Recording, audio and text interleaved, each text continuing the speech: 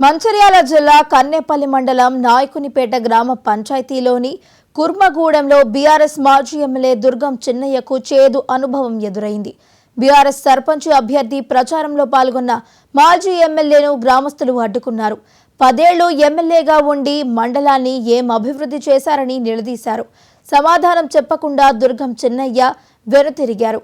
కాగా బీఆర్ఎస్ అభ్యర్థి గెలుస్తారనే అక్కస్సుతో కొంతమంది కాంగ్రెస్ గుండాలను ఉసిగొల్పి గొడవలు సృష్టించాలని చూశారని మాజీ ఎమ్మెల్యే దుర్గం చిన్నయ్య వివరణ ఇచ్చారు.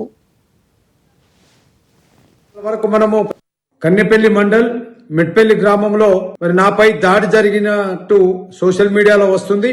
మరి కావాలని కాంగ్రెస్ గుండాలు ఓడిపోతామనే భయంతో అక్కడి సర్పంచ్ బీఆర్ఎస్ పార్టీ బలపరుస్తున్నటువంటి సర్పంచ్ గారు గెలుస్తారని చెప్పేసి వారి ఓటమిని జీర్ణించుకోలేక మరి 5 గంటల వరకు మనము ప్రచారం ముగించుకొని మాజీ ఎంపీటీసీ గారు మన కార్యకర్త ఇంటికి భోజనానికి వెళ్తే మరి ఇక్కడ ప్రచారం చేస్తున్నారు 5 దాటిపోయిందని చెప్పేసి అక్కడ ఉన్నటువంటి మరి వాళ్ళు కొంతమంది కాంగ్రెస్ గుండాలు బాగా తాగి మహిళల్ని ముందర పెట్టి మరి వాళ్ళు ఇష్టమైనట్టు మాట్లాడడం జరిగింది.